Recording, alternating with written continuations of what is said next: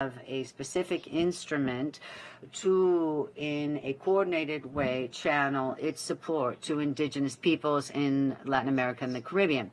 This is the Indigenous Program.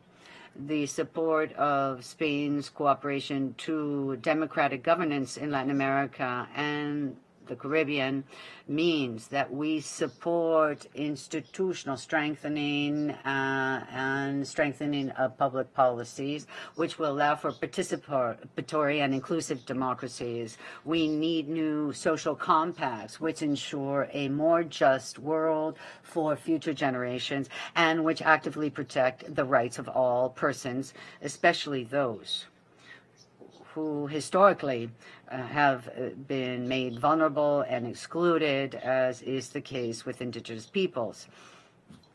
The commitment of Spain to the Sustainable Development Goals is a firm one. We must fight against all kinds of violence, and we want to support access to justice, as well as laws that fight discrimination and racism and include everyone, no matter where they live, regardless of their ethnic group or race. Thank you very much, Chair.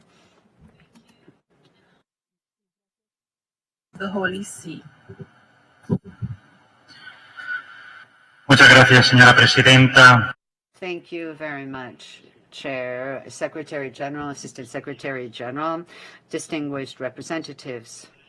This delegation of the Holy See is happy to see that this special meeting of the Permanent Council has been convened to commemorate the International Day of Indigenous Peoples. The theme of this year is extremely important: the role of Indigenous women in the preservation and transmission of traditional knowledge. First of all, this delegation would like to emphasize that the Holy See is constantly thinking of indigenous peoples.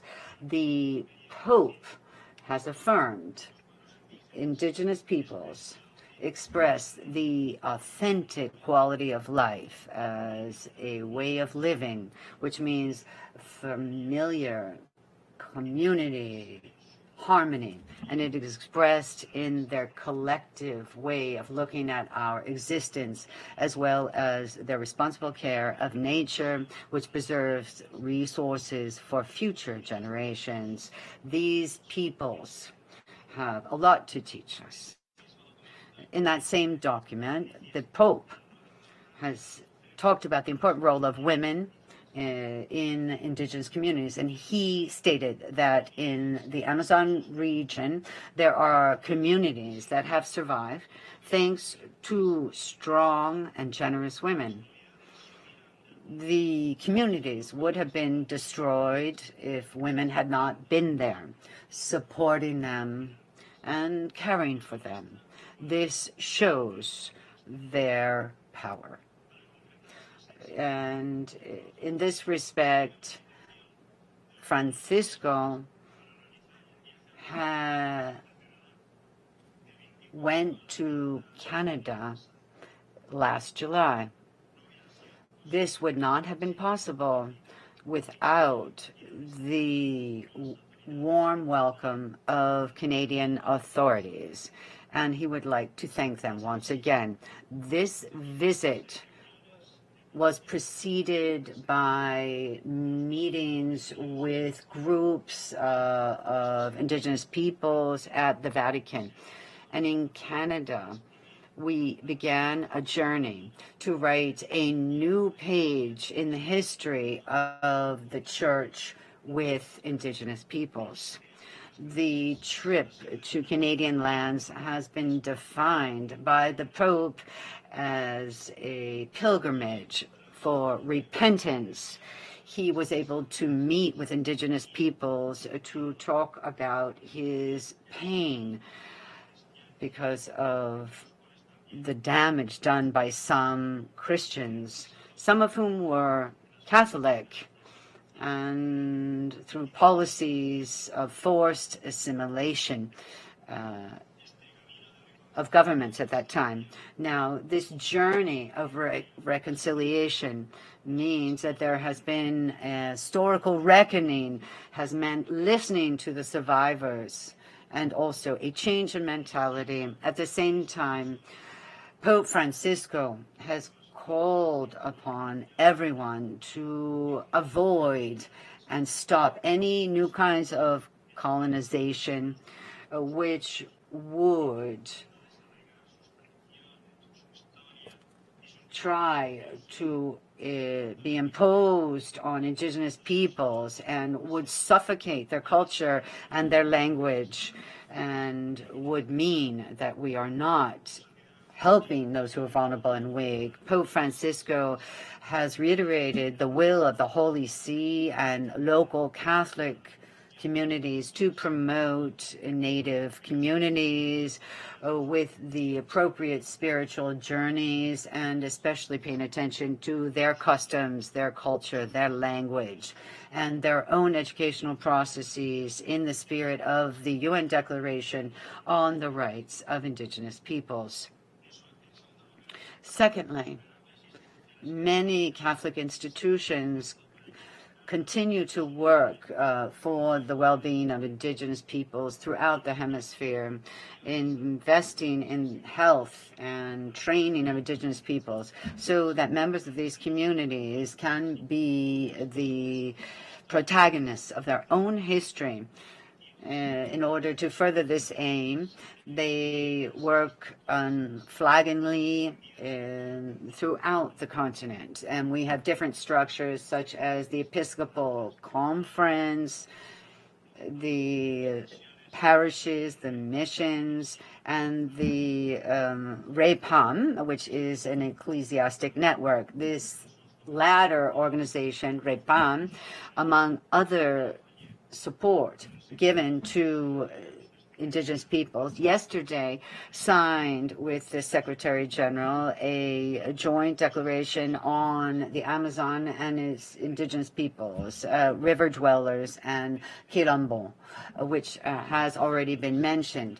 This is one of many initiatives that the Church is going forward with to protect and promote the dignity of everyone, and to help indigenous peoples develop and continue to protect their own diversity. And with this, I would conclude, Chair. The Holy See welcomes the work of the Organization of American States through its different committees and commissions with indigenous peoples. It also would like to say, through the words of Pope Francisco, that the peoples of Canada and their peaceful and harmonious way of life be an example for all of us, so that we have a more fraternal and harmonious world. Thank you. Delegations wishing to make interventions, and having heard the very informative presentations and comments on the issue, I am pleased to offer the floor to Mr. Mario Lopez, Senior Officer in charge of the Office of Specialized Advisors of the Inter-American Commission on Human Rights. Mr. Lopez, you have...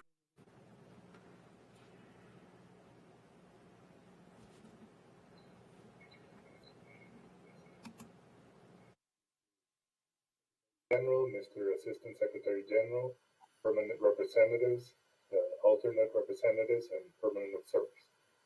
Señoras y señores, en nombre Ladies and gentlemen, on behalf of the Inter-American Commission on Human Rights and its rapporteur on the rights of indigenous peoples, Commissioner Esmeralda Arosemena de Trotuina, I thank you for the opportunity to contribute to this discussion in the framework of the International Day of Indigenous Peoples.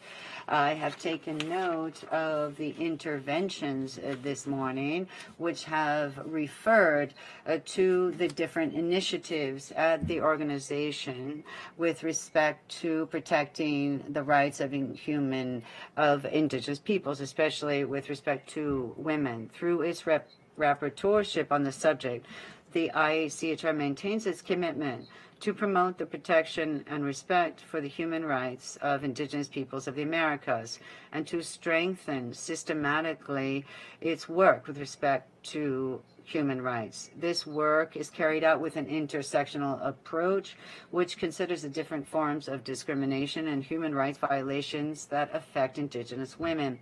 The Inter-American Commission has applied this approach in various reports, such as the report on human rights of indigenous women in the Americas and its recent report on the right to self-determination of indigenous and tribal peoples. Despite significant advances in the recognition of the rights of indigenous peoples and the normative political and institutional frameworks of several states in the region, which we have heard about today, there are still serious and grave violations of the right to life, integrity, lands and territories, cultural identity, and self-determination, which affect indigenous women in a differentiated manner. That is why, in commemoration of the International Day of Indigenous Peoples, the IACHR considers it appropriate to call on the states of the region to build new relations based on respect for the self-determination of indigenous peoples in order to overcome historical legacies of discrimination, racism, and colonialism. The indigenous people of the Americas have invoked the fundamental importance of self-determination as a prerequisite for the enjoyment of other human rights, both collective and individual. In this sense, Article 3 of the American Declaration and the UN Declaration on the Rights of Indigenous Peoples recognizes the right of indigenous peoples to decide on their self-determination and also their economic and social development. In the report on self-determination published in December 2021, the IACHR explains that indigenous peoples consider self-determination is an inherent, pre-existing, and historical right. This right includes, among other factors, the power to decide on their forms of exercising governance, to carry out their own development priorities in their ancestral territories, and to maintain their culture, identity, and existence in the future. The respect for and exercise of the right to self-determination of indigenous peoples presents an opportunity to strengthen the legitimacy of the state at the local level and thus to promote and protect inclusive democracies.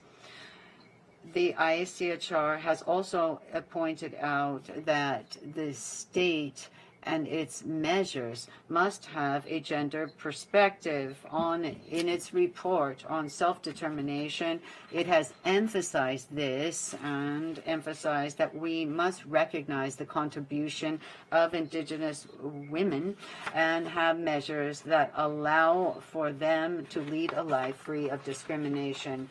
This report also includes initiatives at a indigenous peoples level, which have been taken, and it shows that they can make great contributions in this sense, and also their contribution to normative instruments. This report has recommendations addressed to the states in order to ensure the effective exercise of rights. This includes the adoption, together with indigenous peoples, of guidelines to promote the exercise of the right to self-determination. The IACHR reiterates its willingness to continue to help states in their efforts to establish new relationships with indigenous peoples using a gender and human rights approach. Thank you very much.